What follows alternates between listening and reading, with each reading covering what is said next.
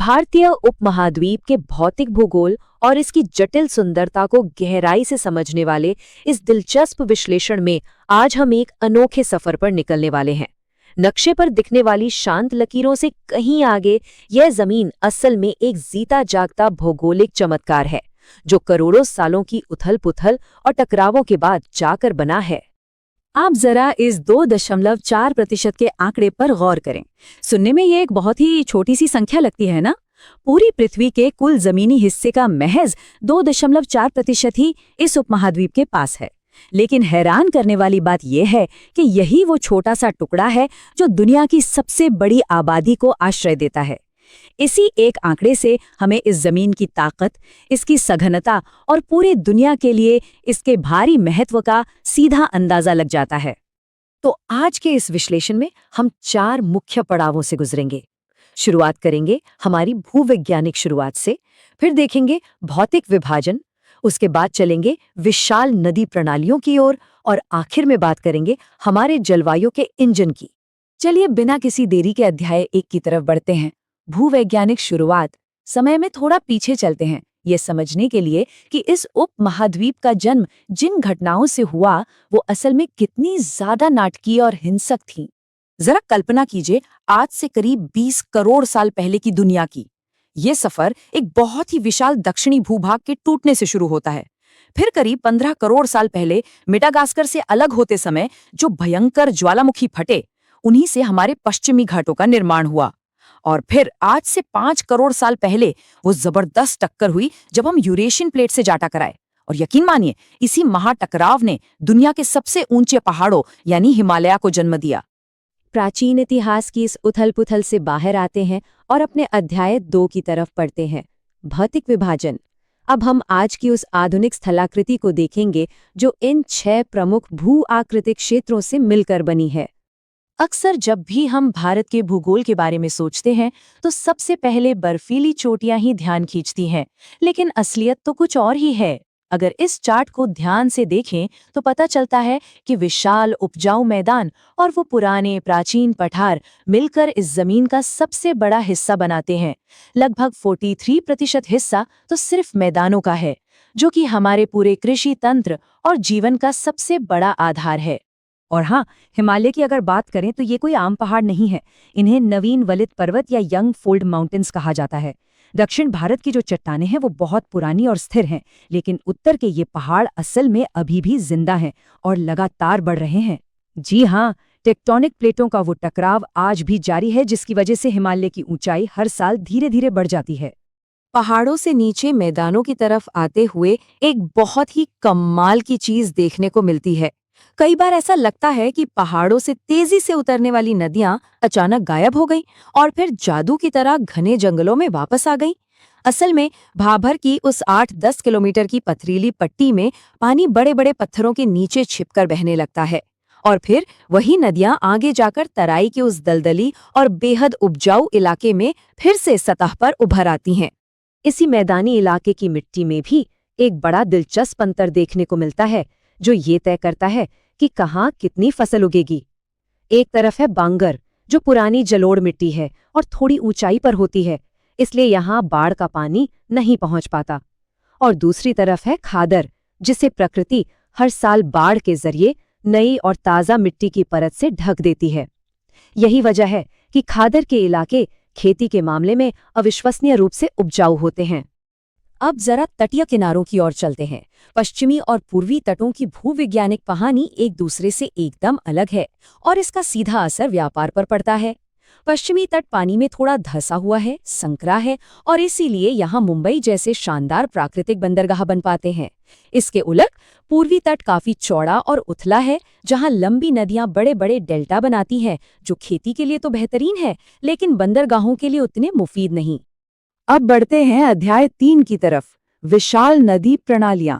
इस जमीन की बनावट ने उन अविश्वसनीय जीवन रेखाओं को रास्ता दिया है जो पहाड़ों का सीना चीरकर करोड़ों लोगों की प्यास बुझाती हैं। उत्तर पश्चिम में पंचनद का जिक्र आना तो तय है।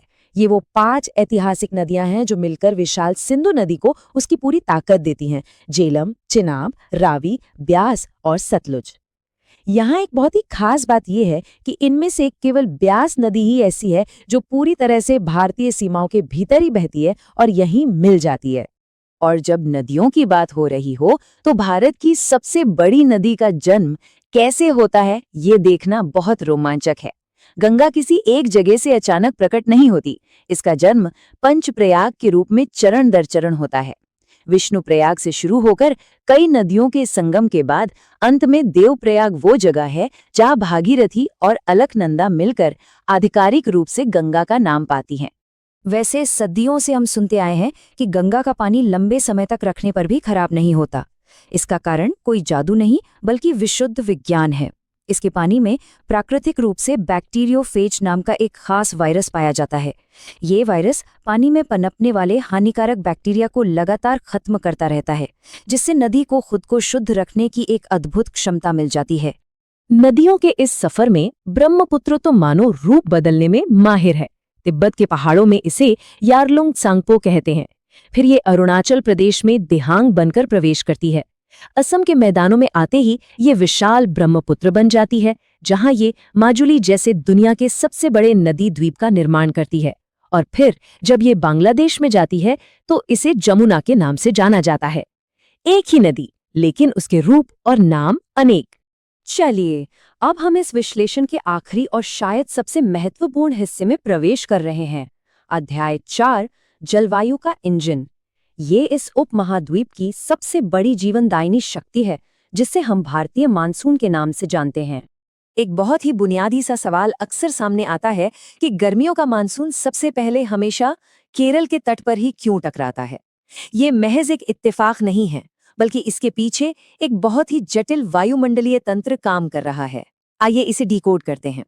होता कुछ यूं है कि गर्मियों में सूरज हमारी जमीन को भट्टी की तरह गर्म कर देता है, जिससे वहां हवा हल्की होकर ऊपर उठती है और एक विशाल लो प्रेशर या निम्न वायु दाब का क्षेत्र बन जाता है। उसी समय समुद्र का पानी ठंडा रहता है, जहां हाई प्रेशर बना रहता है।